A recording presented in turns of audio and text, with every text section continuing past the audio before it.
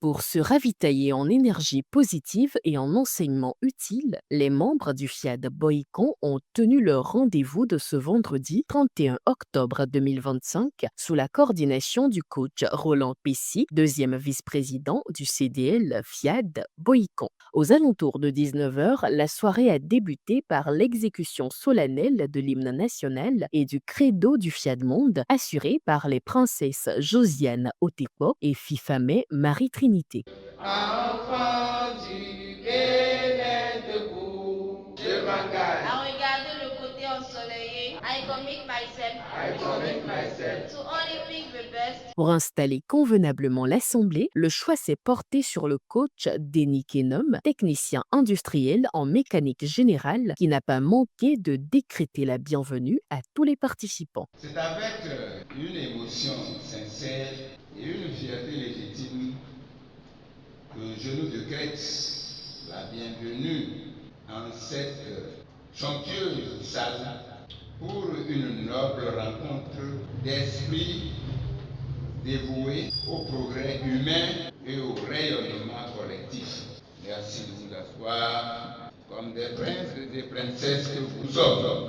Soyez tous des présidents présents et non des présidents absents. Écoutons avec beaucoup d'attention les différents orateurs divinement choisis.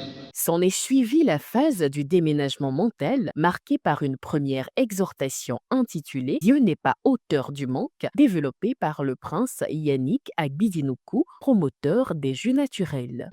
Dieu est la source de tout bien. Tout bien que nous puissions espérer pour nous-mêmes ou pour les autres. Toute inspiration que nous puissions avoir ou manifester à l'égard de nos frères vient de Dieu.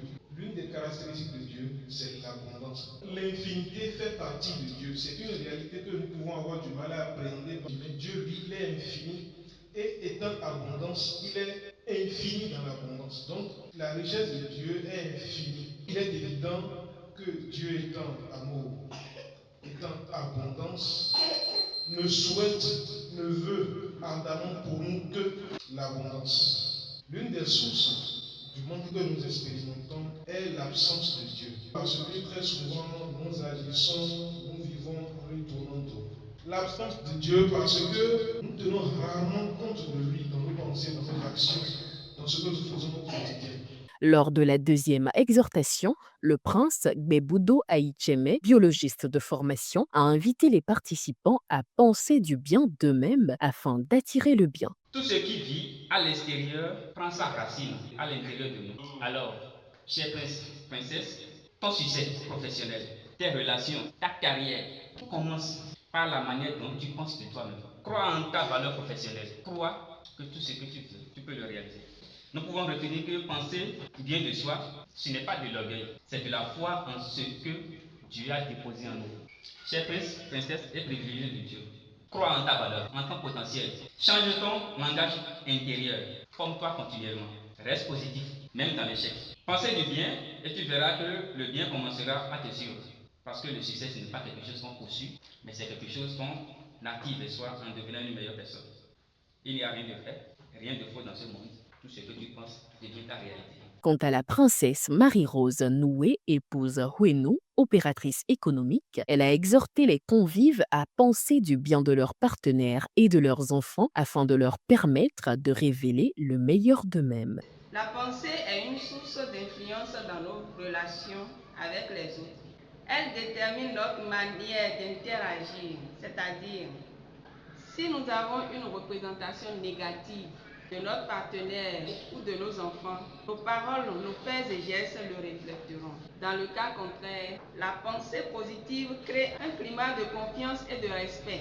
Penser du bien de son partenaire est le fondement de l'harmonie conjugale. Il faut croire à la meilleure version de l'autre pour nourrir l'amour, la patience et la communication, qui sont des armes du bonheur conjugal. Penser du bien de son partenaire et de ses enfants, c'est semer des grains de paix, de confiance et d'amour dans la famille. Ce regard positif devient un moteur de transformation. L'autre se sent valorisé et naturellement porté à donner le meilleur de lui-même. Une pause récréative a ensuite permis à tous de profiter d'un moment de détente lors du showtime.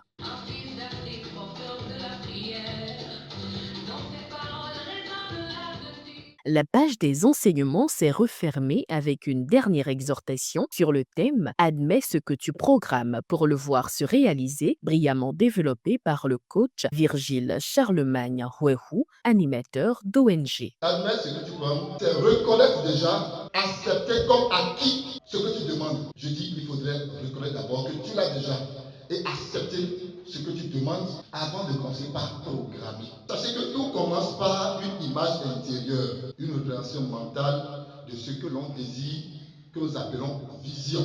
Mais quand cette vision, maintenant, elle nourrit pas la foi qui la rend plus vivante. Conséquence, nous avons tout ce que nous voulons. Nous programmons la phrase, je répète, on répète, mais combien de personnes arrivent à vivre ce qu'il dit réellement dans son cerveau, à y croire ce qu'il dit? Le tout ne suffit pas de commencer par répéter, non, mais il faudrait que tu y crois, que ce soit une réalité et conséquence sur la réalité. Admettons ce que nous disons en programmant. Ce que tu programmes, accepte d'abord que tu l'as déjà eu et tu auras ça.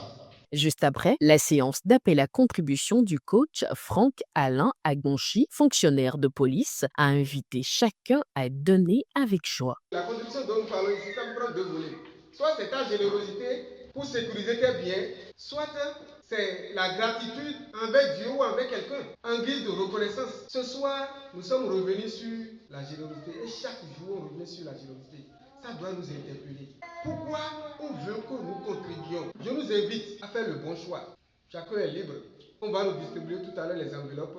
Chacun n'a qu'à écouter son cœur pour faire le geste utile et voir comment ça va se passer. Pour les vibrations positives, une série de programmation a été conduite par l'ambassadeur Sylvain Hendan, directeur de l'entreprise Cri de Joie. Je garde mon esprit mes pensées, loin de ce monde, et je porte mon attention sur mon Dieu intérieur. Dans une ambiance chaleureuse et fraternelle, les participants se sont retrouvés autour d'un cocktail. Satisfaits par la qualité des enseignements reçus, les privilégiés se disent à la prochaine.